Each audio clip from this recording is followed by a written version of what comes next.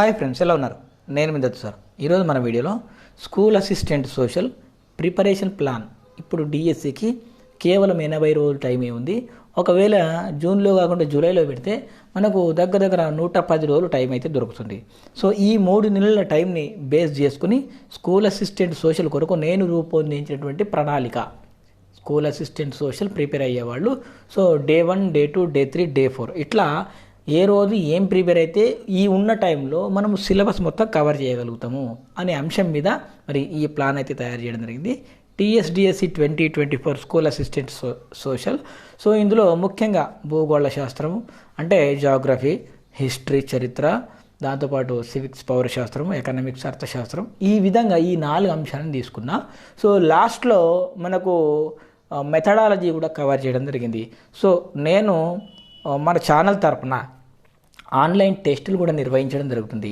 వాళ్ళందరి కోసం ఉపయోగపడే విధంగా ఈ ప్లాన్ అనేది ఇంప్లిమెంట్ చేయడం జరుగుతుంది. మీరు కూడా ఈ ప్లాన్లో మరి భాగమై మీరు కూడా ఎగ్జామ్స్ రాయాలి అనుకుంటే మనకు వాట్సాప్ గ్రూప్లో కామెంట్ బాక్స్లో వాట్సాప్ గ్రూప్ లింక్ ఇస్తాను. సో మీరు జాయిన్ అవ్వండి, ఎగ్జామ్స్ రాసుకోండి. మన ఛానల్లో అందుబాటులో ఉన్నాయి.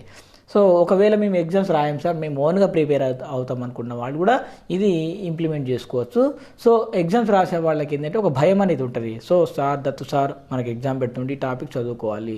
సో మీరుగా ప్రిపేర్ అయితే ఒక రకంగా చదువుతారు, నేను ఎగ్జామ్ పెడితే ఒక రకంగా చదువుతారు. మన మోటివేషన్ కావచ్చు, మన ప్రణాళికలు కావచ్చు, షెడ్యూల్ కావచ్చు, అట్లా ఉంటుంది. కాబట్టి సో ఇప్పటికే స్కూల్ అసిస్టెంట్ సోషల్ గురుకులాల్లో టీజీటీగా సుమారు 24 మంది సెలెక్ట్ అయ్యారు.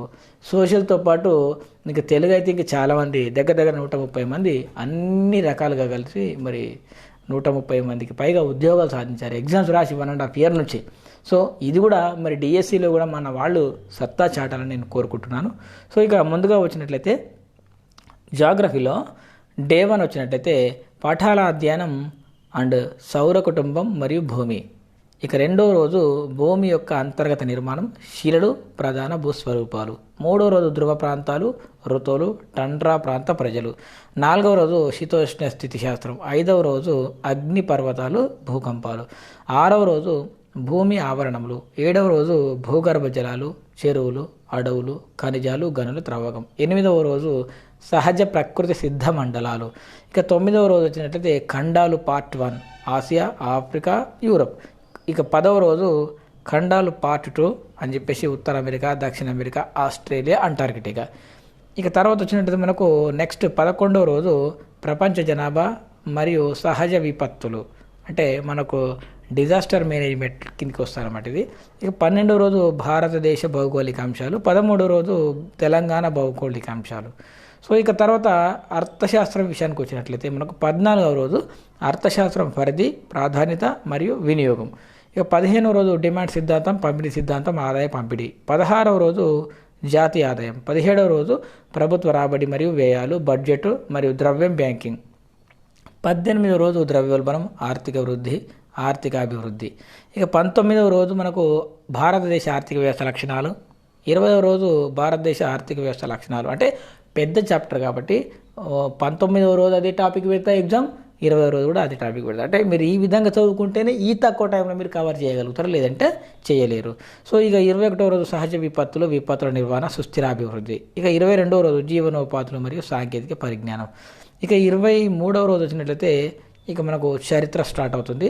సో 23వ రోజు గతాన్ని అధ్యయనం చేయడం, కాంస్యయుగ నాగరికత. ఇక 24వ రోజు ప్రాచీన ఇనుపయుగ నాగరికత సమాజం అండ్ మధ్యయుగ ప్రపంచం.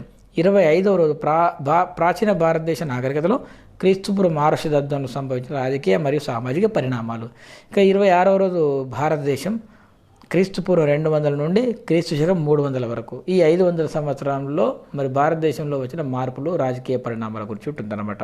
ఇక 27వ రోజు మనకు క్రీస్తు శకం 300 నుంచి 800 వరకు మధ్య భారతదేశం మరియు దక్కన్ మరియు దక్షిణ భారతదేశాలు అని చెప్పేసి ఒక టాపిక్ అయితే ఉంది కదా. సో దీని గురించి ఉంటారనమాట. 28వ రోజు భారతదేశంపై ముస్లింల దండయాత్రలు, ఢిల్లీ సుల్తాన్లు, సూఫీ ఉద్యమాలు, భక్తి ఉద్యమాలు. 29వ రోజు దక్షిణ భారత రాజ్యాలు. 30వ రోజు మొఘల్ సామ్రాజ్యం. 31వ రోజు యూరోపియన్ల రాక. 32వ రోజు భారతదేశ సాంస్కృతిక వారసత్వం, మేధోపరమైన జాగృతి.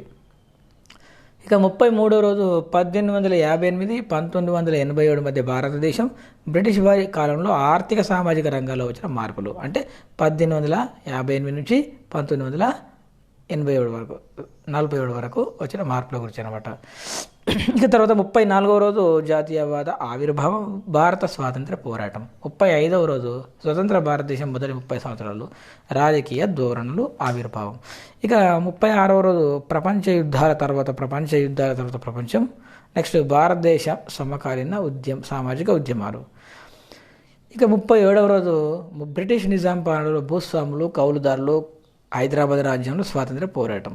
ఈ 38వ రోజు తెలంగాణ రాష్ట్ర సాధన ఉద్యమం. ఇక 39వ రోజు ఆధునిక ప్రపంచం, యూరోప్లో మారుతున్న సంస్కృతి సాంప్రదాయాలు. ఇక 40వ రోజు 17, 18, 19 శతాబ్దాల్లో ప్రజాస్వామ్య జాతీయ విప్లవాలు, పెట్టుబడిదారీ విధానం, పారిశ్రామిక విప్లవ, సామాజిక మార్పులు. ఇక 41వ రోజు విప్లవోద్యమాలు, జాతీయవాద ఉద్యమాలు. ఇక 42వ రోజు వచ్చినట్లయితే మనకు సామ్రాజ్యవాదం, సమకాలీన ప్రపంచం. 43వ రోజు రెండవ ప్రపంచ యుద్ధం వరకు ప్రపంచం. 44వ రోజు రెండవ ప్రపంచ యుద్ధం తర్వాత ప్రపంచం, చైనాలో పరిణామాలు. ఇక 45వ రోజు కుటుంబం, సామాజిక సంస్థలు, సమాజం మరియు గ్రూపులు, రాజ్యం. ఇక 46వ రోజు మన ప్రభుత్వాలు, అంటే కేంద్ర ప్రభుత్వం, రాష్ట్ర ప్రభుత్వాలు, దాంతోపాటు స్థానిక ప్రభుత్వాలు. 47వ రోజు భారత రాజ్యాంగం. 48వ రోజు భారత రాజ్యాంగమే. రెండు సార్లు ఇది ఉంటుంది అనమాట. పెద్ద టాపిక్ ఇది, వారం రోజులు కూడా సరిపోదు, కాకపోతే మనం ఓవరాల్గా చూసుకోవచ్చు అనమాట. ఈ 49వ రోజు భారత ప్రజాస్వామ్య సామ్యవాదం. నెక్స్ట్ 50వ రోజు లౌకికత్వం, అవగాహన, సామాజిక వ్యవస్థీకరణలు, అసమానతలు. 51వ రోజు ప్రపంచ శాంతి, భారతదేశ పాత్ర, ఐక్యరాజ్య సమితి. 52వ రోజు రవాణా విద్య, రోడ్డు భద్రతా విద్య, మహిళల రక్షణ చట్టాలు, బాలల హక్కులు. ఇక తర్వాత మనకు 53వ రోజు సంస్కృతి ప్రసార సాధనాలు. 54వ రోజు గ్రాండ్ టెస్ట్ ఉంటుంది. 55వ రోజు గ్రాండ్ టెస్టే ఉంటుంది.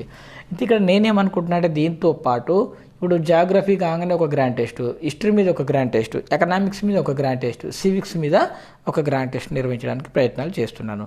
సో ఓవరాల్గా మనకి ఇక మెథడాలజీ విషయానికి వచ్చినట్టయితే సాంఘిక శాస్త్ర స్వభావం మరియు పరిధి. ఇక రెండో టాపిక్ వచ్చినట్టయితే సాంఘిక శాస్త్ర బోధన, విలువలు, ఉద్దేశాలు మరియు లక్ష్యాలు. ఇక 3వ చాప్టరు సాంఘిక శాస్త్రం, పాఠశాల విద్యా ప్రణాళిక. ఇక 4వ రోజు సాంఘిక శాస్త్రం, బోధనా వ్యూహాలు. 5వ రోజు బోధనా అభ్యసనం. నెక్స్ట్ 6వ రోజు సాంఘిక శాస్త్రం, సమర్థవంతమైన సూచనతో కూడిన ప్రణాళిక. ఇక 7వ రోజు సాంఘిక శాస్త్ర ఉపాధ్యాయుడు. 8వ రోజు సాంఘిక శాస్త్రం, వనరుల వినియోగం. ఇక 9వ రోజు సాంఘిక శాస్త్రం, మూల్యాంకనం. 10వ రోజు దైనందిన జీవితంలో సాంఘిక శాస్త్రం, అంటే నిత్య జీవితంలో సాంఘిక శాస్త్రం అని అర్థం. సో ఓవరాల్గా మళ్ళీ ఈ మెథడాలజీ తర్వాత ఒక గ్రాండ్ టెస్ట్ అయితే ఉంటుంది. సో ఇవి 10 రోజులు, ఇవి ఒక 55 రోజులు, 65 రోజులు. సో 4 ఇప్పుడు జాగ్రఫీ, హిస్టరీ, ఎకనామిక్స్, సివిక్స్, ఈ 4 మరో 4 రోజులు టెస్ట్ ఉంటుంది. సో ఓవరాల్గా మనకు 70 రోజుల్లో ఈ షెడ్యూల్ అనేది కంప్లీట్ అయిపోతుంది. సార్ మరి ఇంత తక్కువ టైంలో ఇది కంప్లీట్ అవుతుందంటే ఇట్లా ఈ విధంగా కంప్లీట్ చేస్తేనే మీరు రీచ్ కాగలుగుతారు, లేదంటే రీచ్ కాలేరు. సార్ నాకు వేరే ఉద్యోగం చేస్తున్నాను, నాకు 2 గంటల టైం, నేను కొత్త ప్రిపేర్ అవుతుందంటే ఇది సరిపోదు. మీరు కనీసం అట్లీస్ట్ 10 నుంచి 12 గంటల టైం కేటాయించుకోవాలి. ఆల్రెడీ ప్రిపేర్ అయిన వాళ్ళు, సబ్జెక్ట్ మీద మంచి పట్టున్న వాళ్ళు అట్లీస్ట్ 8 గంటలు రివిజన్ చేస్తే తప్ప డిఎస్సి జాబ్ సాధించలేము. ఇది మరి ఇప్పుడున్న పరిస్థితి ప్రకారం మన ఛానల్ తరఫున మరి ఆన్లైన్ ఎగ్జామ్స్ ఉన్నాయి. సో మీకు ఈజీ ఉండడం కోసం నేను కొన్ని టిప్స్ కానీ ట్రిప్స్ కానీ అవన్నీ చెప్తూ ఉంటాను. సో మీరు ఆన్లైన్ ఎగ్జామ్స్ రాయాలనుకునే వాళ్ళు కామెంట్ బాక్స్లో లింక్ ఉంది, దాంతోపాటు డిస్క్రిప్షన్లో కూడా లింక్ ఉంది. ఆన్లైన్ ఎగ్జామ్స్ రాసుకోండి. Thanks for watching. బాయ్.